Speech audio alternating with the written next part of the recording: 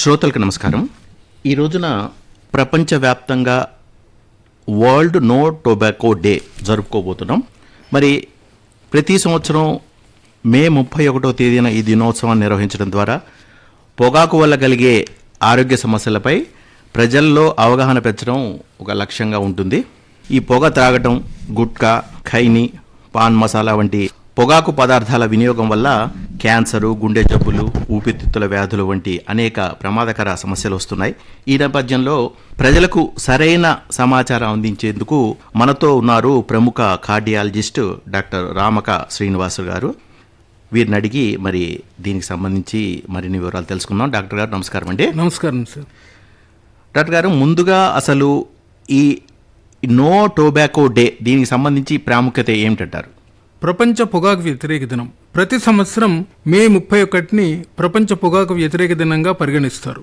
అయితే ఇది ఎప్పుడు మొదలైంది, దీనికి సంబంధించిన నినాదం ఏంటి అని తెలుసుకోవడం చాలా ముఖ్యం. 1987లో వరల్డ్ హెల్త్ అసెంబ్లీ ఒక సూచన మేరకు ఈ ప్రపంచ పొగాకు వ్యతిరేక దినం నిర్వహించాలి అని అనుకున్నారు. తర్వాత 1988 నుంచి ఇది మొదలు పెట్టారు. అయితే ఏప్రిల్ 7వ తారీఖున కానీ దాన్ని వరల్డ్ నో స్మోకింగ్ డేగా పరిగణించినా కూడా ప్రపంచ పొగాకు వ్యతిరేక దినం అనేది ప్రతి సంవత్సరము మే 31ని అప్పటి నుంచి 1988 నుంచి చేస్తున్నారు. ప్రతి సంవత్సరం ఒక్కొక్క నినాదం ఉంటుంది. ఈ సంవత్సరపు నినాదము unmasking the appeal and countering nicotine and tobacco addiction. అంటే ఈ నినాదం అనేది ప్రతి సంవత్సరం ఒక్కొక్కటి ఉంటుంది. ఉదాహరణకు చాలా ఏళ్ళు అంటే పొగాకు వాడకం చిన్నపిల్లల మీద ప్రభావం, పొగాకు వాడకం ఊపిరితిత్తుల మీద దుష్ప్రభావం ఒక సంవత్సరం. అలాగే ఇంకొక సంవత్సరం నినాదం ఏంటంటే పొగాకు వాడకం గుండె మీద దుష్ప్రభావం. అలాగే పొగాకు వాడకం ఆడవారిలో దుష్ప్రభావం. తర్వాత పొగాకు వాడకాన్ని అరికట్టాలి, ఈ వ్యాపార ధోరణిని ఎలా అరికట్టాలి, పొగాకు వాడకము, తర్వాత అగ్రికల్చర్ అంటే మనం ఈ ప్రొడక్షన్ ని ఎలా అరికట్టాలి అనేది. తర్వాత పొగాకు వాడకం మూవీస్ కి సంబంధం. ముఖ్యంగా చిత్రాలలో మీరు చాలాసార్లు వినుంటారు, ఈ చిత్రాలలో ఈ యువత మీద ప్రభావం అనేది ఎలా ఉంటుంది. సో పొగాకు వాడకం, ఫిల్మ్స్, ఇలా ప్రతి సంవత్సరం ఒక్కొక్క నినాదంతో ఈ వరల్డ్ నో టొబాకో డేగా జరుపుకుంటున్నారు. ఈ సంవత్సరపు నినాదము 2026 నేను చెప్పినట్టు unmasking the appeal, countering nicotine and tobacco addiction. అంటే సాధారణంగా ఈ పొగాకు పరిశ్రమదారులందరూ కూడా వాటి పొగాకు ఉత్పత్తులను వాటిని పెంపొందించడానికి అంటే వాటిని మార్కెటింగ్ చేయడానికి చాలా ధోరణులు అవలంబిస్తుంటారు. ఉదాహరణకు యువతను ఆకర్షించడానికి డిఫరెంట్ ఫ్లేవర్స్ లో, రంగులలో చాలా ఆకర్షణీయమైన ప్యాకేజింగ్ తోటి, మార్కెటింగ్ టాక్టిక్స్ తోటి వీటిని ఈ పొగాకు వాడకాన్ని ఎక్కువ చేయడానికి చేస్తుంటారు. సో మనమందరం కూడా ఒక వ్యక్తిగతంగానే కూడా కాకుండా ప్రభుత్వ పరంగా ఒక సొసైటల్ ఆస్పెక్ట్ లో ఈ పొగాకు వాడకాన్ని అరికట్టడానికి, ఈ వ్యాపార ధోరణి అరికట్టడానికి మనం ఎలా ఆకర్షణీయతను తగ్గించాలి అనేది ఈ సంవత్సరం ముఖ్య నినాదం. అయితే ప్రస్తుతం భారతదేశంలో చూసుకున్నట్లయితే ఈ పొగాకు వినియోగ పరిస్థితి ఎట్లా ఉందంటారు? ఇది చాలా ముఖ్యం అండి. ప్రపంచవ్యాప్తంగా దాదాపు ఒక 1.3 బిలియన్ ప్రజలు పొగాకు వాడకం దారులు ఉన్నారు. దాంట్లో ముఖ్యంగా భారతదేశంలో 10% మంది ఈ పొగాకు వాడకందారులు ఉన్నారు. అంటే మన జనాభాలో 10% మంది పొగాకు వాడకందారులు ఉంటారు. దీంట్లో మగవారిలో చాలా ఎక్కువగా ఉంటుంది. తర్వాత ఈ భారతదేశంలో ప్రపంచవ్యాప్తంగా తెలుసుకున్నట్టయితే కనుక పొగాకు వాడే సగం మంది వ్యాధి బారిన పడి మరణించే అవకాశం ఎక్కువగా ఉంటుంది. తర్వాత ఆడవారిలో కొన్ని దేశాల్లో ఎక్కువగా ఉంటుంది. తర్వాత అభివృద్ధి చెందిన దేశాల కంటే అభివృద్ధి చెందుతున్న దేశాలు, లో టు మిడిల్ ఇన్కమ్ కంట్రీస్ లో దాదాపు 80% పొగాకు వాడకందారులు ఈ లో టు మిడిల్ ఇన్కమ్ కంట్రీస్ లోనే ఉన్నారు, అంటే అభివృద్ధి చెందుతున్న దేశాలు. దానివల్ల వారి ఆర్థిక పరిస్థితి చాలా క్షీణించి రకరకాల వ్యాధులు వచ్చి వారి ఆర్థిక క్షీణత అనేది జరిగే అవకాశం ఎక్కువ ఉంటుంది. కాబట్టి ఈ పొగాకు వాడకం అనేది ప్రపంచ వ్యాప్తంగా మనం అరికట్టడానికి చాలా పాటుపడాలి. అటు ఆర్థికంగా కూడా అటు ఆరోగ్యపరంగా కూడా చాలా చెడు చేస్తుంది. తర్వాత ముఖ్యంగా ఈ పొగాకు వాడకం ఏ వయసులో మొదలవుతుంది అనేది మనం తెలుసుకోవాలి. ముఖ్యంగా దాదాపు 700 మిలియన్ల పిల్లలు అంటే ప్రపంచంలో ఈ 13 నుంచి 15 ఏళ్ల మధ్యలోనే యువత ఈ పొగాకు వాడకం మొదలు పెడతారు వారికి. అంటే ఏదైతే ఒక చిన్న ఆకర్షణీయంగా అది మొదలవుతుందో పొగాకు వాడకం అనేది, కనీసం ఒక్క టొబాకో ప్రోడక్ట్ అన్న అంటే అదర్ ఓరల్ ఫామ్ గానీ లేకపోతే స్మోకింగ్ ఫామ్ గానీ ఈ 700 మిలియన్స్ దాదాపు పిల్లలు మెజారిటీ 13 ఏళ్ల నుంచి 15 ఏళ్ల మధ్యన వారు దాన్ని ఉపయోగించే పరిస్థితిలో ఉన్నారు ప్రపంచవ్యాప్తంగా. మరి ఇప్పుడు ఈ పొగాకు వ్యసనం మొదలైన తర్వాత అసలు ఎటువంటి అనర్థాలు అనేవి జరుగుతాయి అంటారు? ఇది చాలా ముఖ్యంగా దీంట్లో రెండు విషయాలు. ఒకటి, పొగాకు వ్యసనం అనేది ఎలా మొదలవుతుంది, వ్యసనం శాస్త్రీయంగా మనం ఎలా చెప్పాలి. రెండవది, పొగాకు వలన కలిగే అనర్థాలు ఒకటి. రెండవది, వ్యసనం ఏంటంటే ఎలాంటి మొదలవుతుందని, పొగాకు వాడకం అనేది పొగాకులో ఉండే ఈ నికోటిన్ పదార్థం, రసాయనం, ఉదాహరణకు స్మోక్ చేసినా కూడా, సిగరెట్ వాడినా, లేకపోతే ఈ ఓరల్ ఫామ్ వాడినా కూడా దీంట్లో ముఖ్యంగా నికోటిన్ పదార్థం అనేది మెదడుకు 15 సెకండ్స్ లోపల చేరుతుంది. 10 నుంచి 15 సెకండ్స్ లోపు వెళ్లి మెదడును ఉత్తేజపరుస్తుంది. సాధారణంగా ఏ పదార్థమైనా కూడా మెదడును ఉత్తేజపరిచిన తర్వాత ఆ క్షణిక ఆనందం అనేది ఉంటుంది వారికి. ఎఫెక్ట్ పోయిన తర్వాత 10-15 సెకండ్స్ లో చేరుతుంది. కొన్ని నిమిషాల వరకు దాని ఎఫెక్ట్ ఉంటుంది. ఎప్పుడైతే దాని ఎఫెక్ట్ పోతుందో మళ్ళా ఇంకొక సిగరెట్ కానీ, ఇంకొకసారి ఈ టొబాకో వాడడం కానీ, లేకపోతే జర్దా కానీ, గుట్కా కానీ తీసుకోవాలి అనేది అనిపిస్తుంది. ఇది రాను ఏమవుతుందో ఒక డిపెండెన్స్ మాత్రం, దాని మీద ఆధారపడి సైకలాజికల్ డిపెండెన్స్ అంటాము, ఫిజికల్ డిపెండెన్స్ అంటాము, రెండు వస్తాయి. దీని అంటే తీసుకోకపోతే వారికి ఫిజికల్ డిపెండెన్స్, ట్రెమర్స్ ఇవన్నీ రావడం కానీ, వణుకు కానీ, ఇవన్నీ సైకలాజికల్ డిపెండెన్స్. అంటే అదే తీసుకోకపోతే నాకు పిచ్చి అయినట్టు అవుతుంది, ఏదో ఆందోళన, ఆదుర్దా కలగడం, ఇవన్నీ కూడా సైకలాజికల్ డిపెండెన్స్. సో ఈ నికోటిన్ డిపెండెన్స్ అనేది చాలా ప్రమాదకరం. ఇది శాస్త్రీయ పరంగా అంటే ఈ పొగాకు వ్యసనానికి ఒక అర్థం ఇది. సో మనం దీన్ని కౌంటర్ చేయటానికి వ్యక్తిగతంగానే కాకుండా సొసైటీలకు కూడా చాలా పాటుపడాలి. అసలు ఎందుకు ఈ డిపెండెన్స్ డెవలప్ అవుతుంది అనేది ఒక్కొక్క వ్యక్తిని అడిగి మనం తెలుసుకొని దాన్ని అరికట్టడానికి, అందుకే డిఫరెంట్ సిస్సేషన్ ప్రోగ్రామ్స్ అంటాం, టొబాకో సెసేషన్ ప్రోగ్రామ్స్ అవి ఉన్నాయి, అవి ఫాలో కావాలి. రెండవది, మీరు అడిగిన ప్రశ్న చాలా ముఖ్యం. అంటే అనర్థాలు, ఒక వ్యక్తి ఎవరైతే పొగాకు వాడకందారు ఉన్నారో వారికి కౌన్సిలింగ్ చేసేటప్పుడు ఇవన్నీ కూడా వారికి అర్థమయ్యేటట్టు చెప్పడం ఒక వైద్యునిగా, ఒక వైద్య సంస్థ కానీ వీళ్ళందరూ కూడా పాటుపడాలి. ఎందుకంటే టొబాకో సెసేషన్ అనేది చాలా ముఖ్యం. అంటే పొగాకు వాడకాన్ని తగ్గించడానికి వ్యక్తిగతంగానే కాకుండా గ్రూప్ కౌన్సిలింగ్, వైద్యుడే కాక, వైద్య సంస్థలే కాక, ప్రభుత్వం కూడా ఎన్నో విధాలుగా ఈ పొగాకును అరికట్టడానికి పాటుపడాలి. ఒకటి, అనర్థాలు తెలుసుకోవాలి, పొగాకు మానేస్తే కలిగే లాభాలు కూడా అందరూ తెలుసుకోవాలి. ముఖ్యంగా అనర్థాలు ఏంటి? పొగాకులో ఉండే ఈ నికోటిన్ దానివల్ల వ్యసనం వస్తుందని చెప్పాను కదా. ముఖ్యంగా గుండె మీద ప్రభావం, గుండె కండరానికి సంబంధించిన సరఫరాస్ రక్తనాళాల్లో కానీ, ఇతర రక్తనాళాల్లో కానీ ఆ లోపలి పొర ఎండోథీలియంను మీద దుష్ప్రభావం చూపిస్తుంది. దాంతో అథెరోస్క్లెరోసిస్ అంటే గుండె ఈ రక్తనాళాలలో పొర దెబ్బతిని దానివల్ల ఈ వ్యాధి ప్రక్రియ, అంటే రక్తం గడ్డగట్టి మొదలయ్యే ఆ వ్యాధి ప్రక్రియను అథెరోస్క్లెరోసిస్ అంటాము. తద్వారా గుండె కండరానికి సంబంధించే రక్తనాళాలు, కర్నరీ రక్తనాళాల్లో కనుక ఈ అంతరాయం కనుక ఏర్పడితే అథెరోస్క్లెరోసిస్, కర్నరీ ఆర్టరీ డిసీజ్ అంటే గుండె సంబంధించిన వ్యాధి, గుండెపోటు వచ్చే అవకాశం ఎక్కువగా ఉంటుంది పొగాకు వాడకం. రెండవది, ఇతర రక్తనాళాలు కనుక అంతరాయం కానీ, ఉదాహరణకు కాళ్ళకు సరఫరా కానీ, మెదడుకు సరఫరా చేసిన, కాళ్ళకు సరఫరా చేస్తే కనుక థ్రాంబోయాంజైటిస్ ఆబ్లిటరెన్స్, వారికి కాళ్ళకు రక్త ప్రసరణ తగ్గుతుంది. ఈ థ్రాంబోయాంజైటిస్ ఆబ్లిటరెన్స్, తర్వాత పెరిఫెరల్ ఆర్టరీ డిసీజ్, వీటి వల్ల మెదడుకు సంబంధించిన వ్యాధి, స్ట్రోక్స్ వచ్చే అవకాశం, మెదడుకు సంబంధించిన వ్యాధి వచ్చే అవకాశం ఎక్కువగా ఉంటుంది. అలాగే ఊపిరితిత్తుల వ్యాధి, ఊపిరితిత్తుల లోపల కణాల లోపల ఈ పొరను దెబ్బతీయడం మూలాన ఊపిరితిత్తుల వ్యాధి, వాళ్ళలో ఊపిరితిత్తుల ఇన్ఫెక్షన్స్ వచ్చే అవకాశం ఎక్కువగా ఉంటుంది. క్రానిక్ అబ్స్ట్రక్టివ్ లంగ్ డిసీజ్ అని. సో ఇది చాలా ప్రమాదకరం, ఊపిరితిత్తుల వ్యాధి. మూడవది ఏంటంటే క్యాన్సర్స్, దాదాపు 20 రకాల క్యాన్సర్స్ వచ్చే అవకాశం ఎక్కువ ఉంటుంది పొగాకు వాడకం వల్ల. ఉదాహరణకు తల నుంచి కింది వరకు ఈ నోటి క్యాన్సర్స్, టంగ్, ఓరల్ క్యాన్సర్స్ రావడం, తర్వాత జీర్ణాశయ వ్యవస్థలో స్టమక్ క్యాన్సర్స్, గ్యాస్ట్రిక్, ఈస్ఫేజియల్ క్యాన్సర్స్, అలాగే బ్లాడర్ క్యాన్సర్స్, ఇవన్నీ కూడా వచ్చే అవకాశం ఎక్కువగా ఉంటుంది. తర్వాత రక్తానికి సంబంధించిన లిక్యూమియాస్, ఈ బెంజిన్, ఇవన్నీ ఆల్కలైడ్స్, ఇవన్నీ ఉండడం వలన కెమికల్స్ వల్ల రక్త ప్రసరణ, ఈ బ్లడ్ క్యాన్సర్స్ వచ్చి లిక్యూమియాస్ వచ్చే అవకాశం ఎక్కువగా ఉంటుంది. తర్వాత వంధ్యత్వం, ఇన్ఫర్టిలిటీ వచ్చే అవకాశం ఎక్కువ ఉంటుంది. ముఖ్యంగా తెలుసుకోవాల్సింది ఏంటంటే గర్భిణీ స్త్రీల మీద ప్రభావం. గర్భిణీ స్త్రీలలో కనుక వారు పొగాకు వాడకపోయినా, వారి ఇంట్లో వారి కుటుంబ సభ్యులు, భర్త కానీ వారు ఎవరైనా కనుక పొగాకు వాడితే పిండం మీద దుష్ప్రభావం వలన సడన్ ఇన్ఫాంట్ డెత్ సిండ్రోమ్, ఆ పుట్టే పిల్లలు, తర్వాత పిండ దశలోనే మరణాలు, తర్వాత పుట్టిన తర్వాత పిల్లలకు ఊపిరితిత్తుల ఇన్ఫెక్షన్స్ వచ్చే అవకాశం ఎక్కువ ఉంటుంది, వారిలో పెరుగుదల లోపం ఎక్కువగా ఉంటుంది. సో గుండె మీద, ఊపిరితిత్తుల మీద క్యాన్సర్స్, తర్వాత గర్భిణీ స్త్రీల మీద ఎఫెక్ట్, వంధ్యత్వం, తర్వాత చిన్నపిల్లలు, వీళ్ళందరూ ఇలాంటి రకరకాల వ్యాధులు ఉంటాయి. మరణాలకు ముఖ్య కారణాలలో నివారించదగ్గ మరణాలకు పొగాకు వాడకం ముఖ్య కారణం. It's the most common preventable cause of death. తర్వాత ప్రపంచంలోని మరణాలకు ఇది రెండవ ముఖ్య కారణం.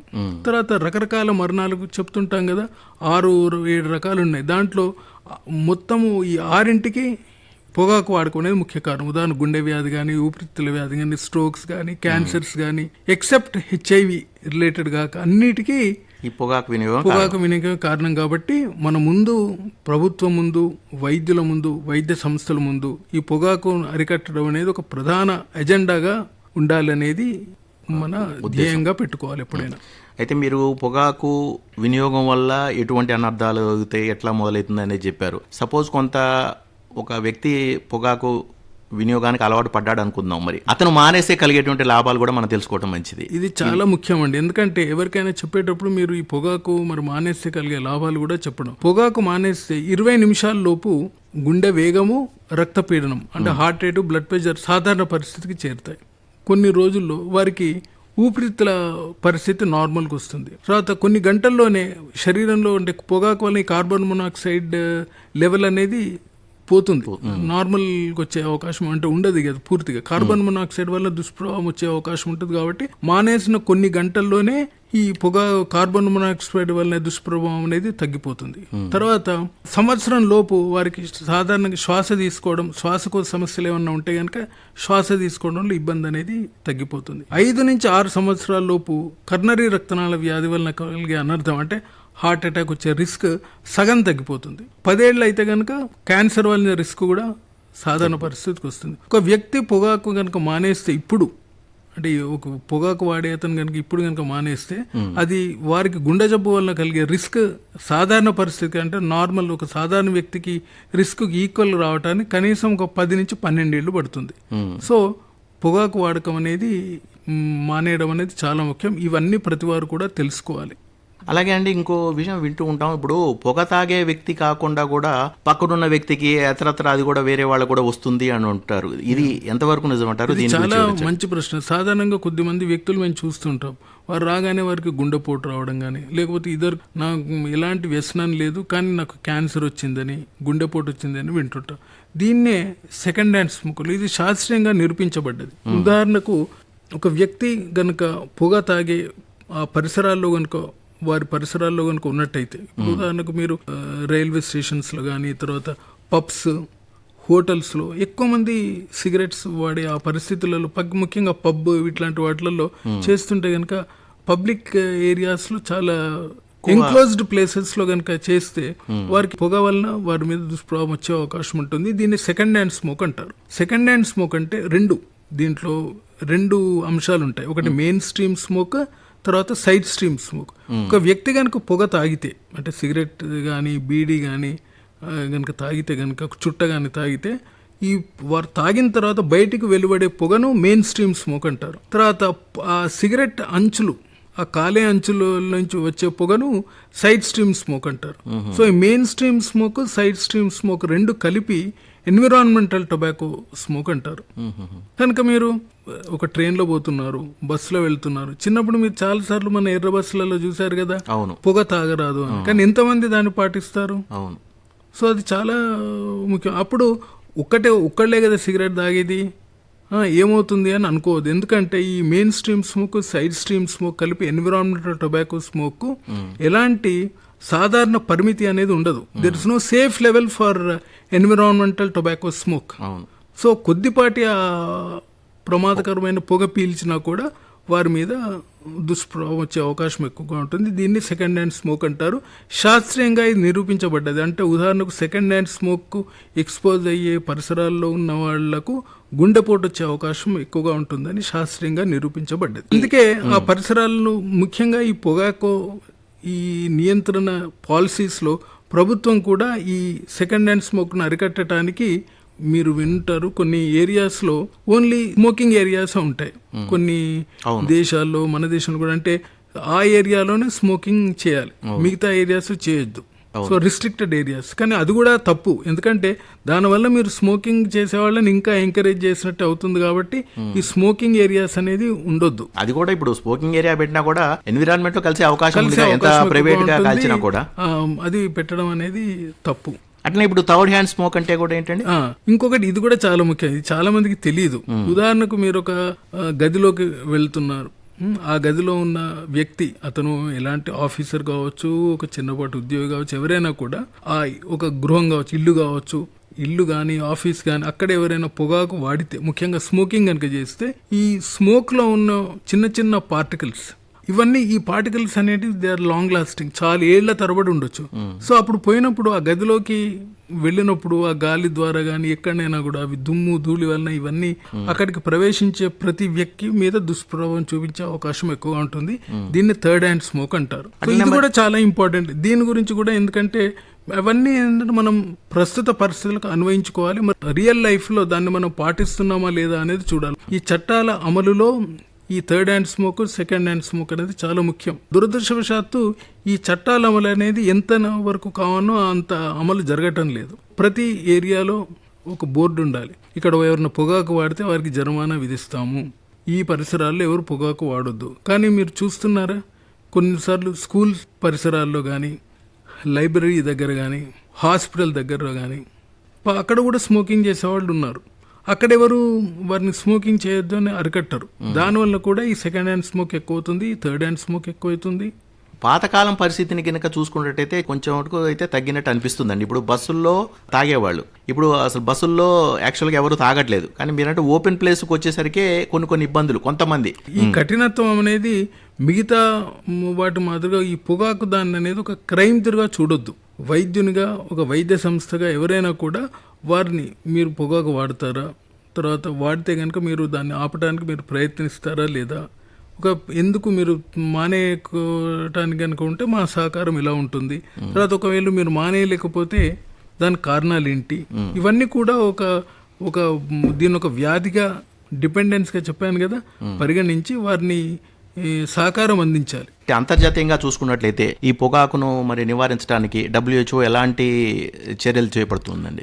ప్రపంచవ్యాప్తంగా 1987లో ఈ WHO వరల్డ్ అసెంబ్లీలో పూనుకున్నా కూడా 88 నుంచి ఒక్కొక్క నినాదంతో వరల్డ్ నో టొబాకో నిర్వహిస్తున్నా కూడా 2002-3 ఆ టైం పరిస్థితులు ఏంటంటే వరల్డ్ హెల్త్ ఆర్గనైజేషన్ ఒక అంతర్జాతీయంగా న్యాయపరమైన ఆయుధాన్ని కల్పించింది. దాన్ని framework convention on tobacco control అంటాం. ఈ framework convention on tobacco control అనేది అంతర్జాతీయంగా ప్రపంచ ఆరోగ్య సంస్థ WHO రూపొందించిన ఒక న్యాయపరమైన ఆయుధం. దీనికి ప్రతి దేశం కూడా సిగ్నటరీగా ఉండాలి. దాదాపు 183 దేశాలు దీనికి ఇప్పుడు సిగ్నటరీస్, అంటే దీనికి కట్టుబడుతున్నామని వాళ్ళు చేశారు. ఈ WHO FCTC ప్రకారం is a part of tobacco free initiative. ఈ సంతకం చేసిన ప్రతి దేశం కూడా ఎంపవర్ పాలసీ అనేది ఒకటి పాటించాలి. ఎంపవర్ అని అంటే MPOWER. ఎం అంటే మానిటరింగ్ టొబాకో యూసేజ్, అంటే ప్రతి దేశంలో కూడా పొగాకు వాడేవాడు ఎంతమంది ఉన్నారు, యువత ఎంతమంది, మగవారు ఎంతమంది, ఆడవారు ఎంతమంది, ఎలాంటి పొగాకు ప్రోడక్ట్ను వారు వాడుతున్నారు, ఓరల్ ఫామా లేకపోతే స్మోకింగ్ ఫామా, జర్దానా, గుట్కానా, తర్వాత స్మోకింగ్ ఫామ్లో సిగరెట్ కానీ, బీడీ కానీ, చుట్ట కానీ ఎలాంటి వాడేవారు ఉన్నారు, వారు ఏ వయసులో మొదలు పెట్టారు. ఇది టొబాకో సర్వేలెన్స్, ఆ మానిటరింగ్ టొబాకో యూసేజ్. అంటే మనకు ఎంతమంది వాడుతున్నారు, ఎలాంటి పరిస్థితుల్లో వాడుతున్నారు అని తెలియంది మనం దాన్ని అరికట్టడానికి ఎలాంటి చేయలేదు. సో మానిటరింగ్ టొబాకో అనేది చాలా ఇంపార్టెంట్. రెండవది P అంటే protecting people from tobacco usage. ఉదాహరణకు మీ సంస్థలో ఎవరైనా పొగాకు వాడితే కనుక వాళ్లను ప్రొటెక్ట్ చేయాలి. వర్క్ ప్లేసెస్లో protecting people from tobacco usage, అక్కడ కొన్ని రెగ్యులేషన్స్ అనేటివి ఉంటాయి. O అంటే ఆఫరింగ్ టు క్విట్, అంటే మీరు ఒక వ్యక్తి మన దగ్గరికి కనుక వచ్చినట్టయితే కనుక, మా క్లినిక్ కానీ హాస్పిటల్ కానీ వచ్చినట్టయితే కనుక మీరు ఆఫరింగ్ టు క్విట్, మీరు మానేస్తే కనుక మనం వారికి సహకారం అందించాలి. ఒకటి కౌన్సిలింగ్ ద్వారా, తర్వాత నికోటిన్ ప్రోడక్ట్స్ కూడా ఉన్నాయి, సబ్స్టిట్యూట్స్, తర్వాత కొన్ని మందులు కూడా ఉంటాయి ఈ పొగాకు మానేయడానికి. కానీ ముఖ్యంగా అన్నిటికంటే ముఖ్యం అనేది కౌన్సిలింగ్ అనేది చాలా ముఖ్యం. So MPO offering to quit. W ఇది చాలా ముఖ్యం, warning about the ill effects of tobacco. పొగాకు వాడతారు మన దగ్గర కనుక చూసినట్టయితే, ఏదైతే దానికి చాలా స్ట్రెస్ ఇవ్వానో, ప్రాముఖ్యత ఇవ్వానో మనం ఇవ్వం. ఇప్పుడు న్యాయ సూత్రాల ప్రకారం ఏదన్నా ఫిల్మ్ కానీ ఏదన్నా అయితే అక్కడ పొగాకు వాడే ఒక యాక్టర్ కానీ యాక్టర్స్ కానీ ఉంటే కనుక అది ఎక్కువ ప్రొజెక్ట్ చేస్తారు అక్కడ వారు పొగాకు వాడకం అనేది అది యువత మీద దుష్ప్రభావం, మీరు చాలా వినుంటారు. ఆ దుష్ప్రభావం అనేది యువత మీద చాలా ఎక్కువగా ఉంటుంది. సో అది అరికట్టడానికి ఒక న్యాయపరంగా ప్రతి ఫిల్మ్ సీక్వెన్స్ 30 సెకండ్స్ ముందు తర్వాత tobacco is injurious to health అనేది ఒకటి నినాదం ఉంటుంది. కానీ ఆ నినాదం అనేది ఎంత చిన్నగా ఉంటుంది, కనబడదు.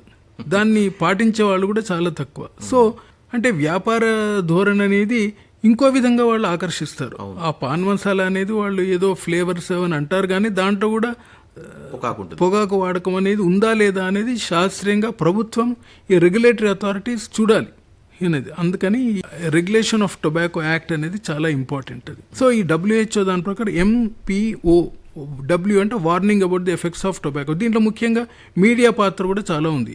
వైద్యులు, వైద్య సంస్థలు పొగాకు వలన కలిగే అనర్థాలను ప్రజలకు చెప్పడమే కాకుండా మీడియా సంస్థలు, ప్రభుత్వం కూడా డిఫరెంట్ మీడియా సంస్థల ద్వారా అంటే వాళ్ళ గవర్నమెంట్ మీడియా సంస్థ చెప్పడం చాలా ముఖ్యం. తర్వాత ఈ అనేది enforcing ban on tobacco advertisements. ఈ టొబాకో అడ్వర్టైజ్మెంట్స్ మీద బ్యాన్ అనేది ఉంటుంది. ఇప్పుడు ఉదాహరణకు ఇదివరకు స్పోర్ట్స్ మీట్స్లో కానీ లేకపోతే టొబాకో సంస్థలు, ఈ వ్యాపార పరిశ్రమలు ఈ స్పోర్ట్స్ మీట్ను ఎంకరేజ్ చేయడము, స్పాన్సర్షిప్ అనేది యాక్సెప్ట్ చేయొద్దు అనేది ఒక గైడ్ లైన్ ఉంది. అలాగే ఫిల్మ్స్లో దీన్ని యాడ్స్ తిరగబెట్టడం కానీ, తర్వాత పాన్ షాప్ కానీ షాప్ ముందు దీన్ని హోర్డింగ్ పెట్టడం, ఈ అడ్వర్టైజ్మెంట్ అనేది ఉండొద్దు అనేది కూడా. సో దాన్ని చాలా స్ట్రిక్ట్ గా అమలు పరచాలి. అది అంటే enforcing ban on tobacco advertisement. చివరిది R, అన్నిటికంటే MPOWER, వీటన్నిటికంటే R అంటే రేజింగ్ ట్యాక్సెస్ ను పెంచడం మూలాన కూడా ఈ కాస్ట్ పెరుగుతుంది కాబట్టి దానివల్ల కూడా పొగాకు వాడకం అరికట్టుతుంది అనేది చాలా. సో ఎంపవర్ పాలసీ MPOWER అనేది చాలా ఇంపార్టెంట్. ఈ పాలసీని అమలు పరచడం చాలా ముఖ్యం. ఇదే WHO పాటుపడేది. సో దీని ప్రకారం ప్రతి దేశం కూడా వారికి తగ్గట్టు కొన్ని న్యాయపరమైన సూత్రాలు అమలుపరిచారు. మన దేశంలో కూడా కొన్ని న్యాయపరమైన సూత్రాలు ఉన్నాయి. వాటిని కూడా మరి ఆ చట్టాలు అనేవి ఎట్లా ఉన్నాయో కూడా ప్రజలకు తెలియాల్సిన అవసరం ఉంది. చాలా ముఖ్యం. ఎందుకంటే ఆ చట్టాలు తెలియకపోతే ఇప్పుడు మనం పబ్లిక్ లా చూస్తున్నా కూడా మన మీద కేసు అవుతుందో అని కూడా అనుకుంటారు. ఈ చట్టాలు అనేవి తెలిసినప్పుడు ఏంటంటే వీళ్ళు కూడా ధైర్యంగా అడగడానికి ఆస్కారం ఉంటుంది. కాబట్టి ఆ చట్టాల గురించి కూడా చెప్పండి. ముఖ్యంగా ఈ WHO ప్రపంచ ఆరోగ్య సంస్థ ఫ్రేమ్వర్క్ కన్వెన్షన్ ఆన్ టొబాకో కంట్రోల్లో భారతదేశం ఒక సంతకం చేసిన దేశాలు ఇది చాలా ముఖ్యమైనది. ఎందుకంటే చైనా, భారతదేశం రెండిట్లలో ఎట్లయితే పాపులేషన్ గురించి పోటీ పడ్డారో ఈ పొగాకు వాడకంలో కూడా రెండు పోటీ. ఒకటి ప్రొడక్షన్లు ఎక్కువ ఉంటుంది, ఒకసారి రెండు ప్రొడక్షన్లు ఎక్కువనే, భారతదేశము చైనా. తర్వాత యూసేజ్లో కూడా భారతదేశము చైనా రెండు ఎక్కువనే ఉంటాయి. సో ఈ మన దేశంలో దీనికి తగ్గంటించి ఒకటి నేషనల్ టొబాకో కంట్రోల్ ప్రోగ్రామ్ అనేది ఒకటి ఉందండి. ఇది చాలా ముఖ్యం. ఎందుకంటే నేషనల్ టొబాకో కంట్రోల్ ప్రోగ్రామ్ అనేది at the district level, state level అంటే జిల్లా లెవెల్లో, రాష్ట్రం లెవెల్లో, తర్వాత సెంట్రల్ లెవెల్లో, నేషనల్ లెవెల్లో ఇది ఎలా అమలుపరుస్తున్నది చాలా ముఖ్యం. దురదృష్టవశాత్తు దీనికి సంబంధించిన గైడ్ లైన్స్ అనేది చాలామందికి తెలియదండి. ఎందుకంటే డిస్ట్రిక్ట్ లెవెల్లో ఉదాహరణకు district collector is the chairperson and main person, nodal officer, and DMHO is the another important district medical and health officer. దీని ప్రకారం ప్రతి జిల్లాకు కూడా డిస్ట్రిక్ట్ టొబాకో కంట్రోల్ కమిటీ అనేది ఉండాలి. దాదాపు ప్రతి నెల ఇది వాళ్ళు మీటింగ్ పెట్టాలి. ఇదే కాక పోలీస్ శాఖ అంటే ఈ నేషనల్ టొబాకో కంట్రోల్ ప్రోగ్రాంలో COTP యాక్ట్ అనేది కూడా ఒకటి ఉంది, cigarette and other tobacco products act. అంటే ఈ పొగాకు ఉత్పత్తులు, వాటి నియంత్రణ, వాటిని అమలుపరచడం, ఇవన్నీ కూడా. ఉదాహరణకు నేను చెప్పిన second hand smoking, public places smoking చేయొద్దు. కానీ అది రియల్గా అరికట్టేది ఎవరు? పోలీస్ శాఖ. అలాగే దీనిలో చాలా చట్టాలు ఉన్నాయండి, చాలా ఇవి క్లాజెస్. ఒకటి, ప్రతి ఆఫీస్ ముందు బోర్డు ఉండాలి. స్కూల్ పరిసరాలలో పొగాకు వాడకం కనీసం ఒక 500 మీటర్లు, ఒక 1000 మీటర్ల దూరం వరకు కూడా ఎక్కడ పొగాకు వాడకం అనేది ఉండొద్దు. హాస్పిటల్స్లో, రైల్వే బిల్డింగ్స్లో, కోర్ట్స్లో ఎక్కడ కూడా ఉండదు. ఒకవేళ ఉంటే దానికి ఒక జరిమానా కూడా ఉంది. జరిమానా అనేది ముఖ్యం కాదు, దీన్ని నియంత్రణ అనేది ముఖ్యం. తర్వాత district medical and health officer కాక రూరల్ ఇంకొకటి చాలా ముఖ్యం, labour officers. Transport department, education department, both school education, higher education, అంటే పిల్లలకు, కాలేజ్ విద్యార్థులకు పొగాకు వాడకం కలిగిన అనర్థాల గురించి చెప్పడానికి మీటింగ్స్ కండక్ట్ చేయాలి, అవేర్నెస్ ప్రోగ్రామ్స్. అలాగే ఈ పొగాకు వలన కలిగే అనర్థాలు ఇప్పుడు బీడీ వర్కర్స్ ఉంటారు, వాళ్ళకి చెప్పాలి.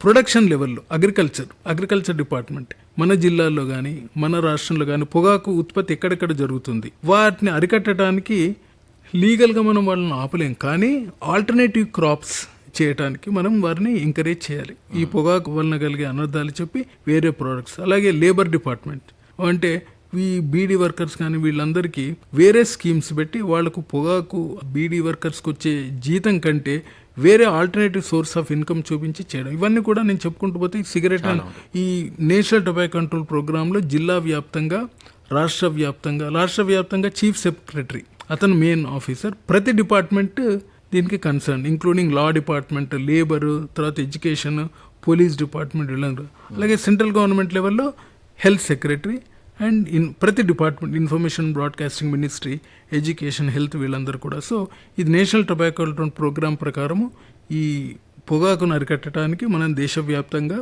పాటుపడాలి. తర్వాత ప్రతి స్టేట్ కూడా ఫండ్ ఉంటుంది ఈ ప్రోగ్రామ్స్ కండక్ట్ చేయడానికి. తర్వాత cigarette and tobacco products act అనేది అమలు అనేది చేయాలి.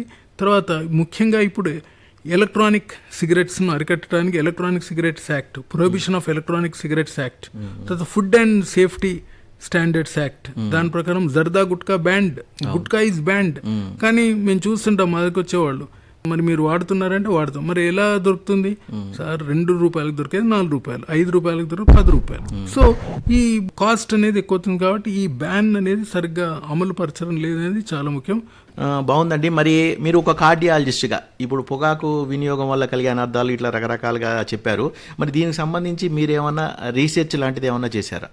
ఈ పొగాకు వాడకం అనేది ఒక వైద్యునిగా మేము చాలా చూసాము. ఉదాహరణకు మా దగ్గరకు వచ్చే వ్యక్తులు కొద్దిమంది ఆకస్మిక మరణాలకు, తర్వాత గుండె వ్యాధికి, ఇవన్నీ వాళ్ళ కుటుంబ సభ్యులు చూస్తుంటాం. దీని గురించి 2010 నుంచి 11 మధ్యలో మా దగ్గరకు వచ్చే 40 ఏళ్ల లోపు వారిలో గుండె జబ్బు, దీంట్లో coronary artery disease in the young, 40 ఏళ్ల లోపు వచ్చే వారిలో గుండె జబ్బులో కనుక దాన్ని ఒక 150 మందిని విశ్లేషిస్తే దాంట్లో ముఖ్యంగా పొగాకు వాడకం అనేది ఎక్కువగా ఉందని తేలింది. ఇది చాలా ముఖ్యం. అంటే కర్నరీ ఆర్టరీ, ఎందుకంటే అప్పుడు ఈ యువతలో ముఖ్యంగా నేను చెప్పాను కదా 13-15 ఏళ్ల మధ్యనే అవుతుంది ఈ మొదలు కావడం అనేది. తర్వాత 30-35 ఏళ్లలో వారికి గుండె జబ్బు వచ్చే అవకాశం ఎక్కువగా ఉంటుంది. సో ఈ coronary artery disease in the young అనే శాస్త్రీయ పరిశోధన ద్వారా 40 ఏళ్లలోపు వారిలో పొగాకు వాడకం ఒక ముఖ్య కారణమని తేలింది మా శాస్త్రీయ పరిశోధనలో. రెండవది ఏంటంటే ఇంకొకటి clinic based tobacco cessation programme అనేది ఒకటి చేశాము. దీంట్లో ఏంటంటే టెలిఫోనిక్ కౌన్సిలింగ్ ద్వారా, ఉదాహరణకు మా దగ్గరకు వచ్చారు కానీ తర్వాత ఫాలో అప్ లేకపోతే పొగాకు వాడేవారు మీరు ఎంతమంది ఉన్నారు ఏంటి అనేది దాదాపు ఒక 633 మందిలో బ్రీఫ్ కౌన్సిలింగ్ ఇస్తాం వారికి. ఒక 5-10 నిమిషాలు ఇలా వాడవద్దు, దీనికి మీరు ఎలా దీన్ని అరికట్టాలి, ఆపేయాలి అనేది వారికి సూచనలు ఇస్తాం.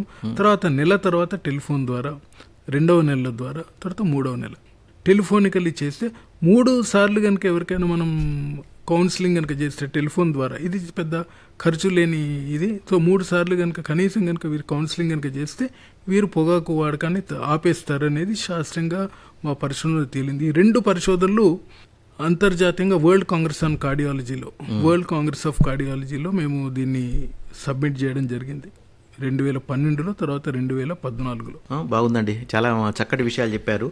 ఏదైనా ఆరోగ్యమే మహాభాగ్యం. పొగాకు వల్ల కలిగే ఈ నష్టాలను కనుక తెలుసుకొని మీరు చెప్పిన విధంగా తగిన సూచనలు పాటించి వాళ్ళు జాగ్రత్తలు తీసుకుంటే మరి ఈ పొగాకు వాడకం కూడా వాళ్ళు తగ్గించుకునే అవకాశం ఉంది. మరి చాలా చక్కటి విషయాలు మా శ్రోతలకు అందించారు. మీకు మా ఆకాశవాణి తరపున ధన్యవాదాలు తెలుపుకుంటున్నాం. నమస్కారం అండి. నమస్కారం అండి.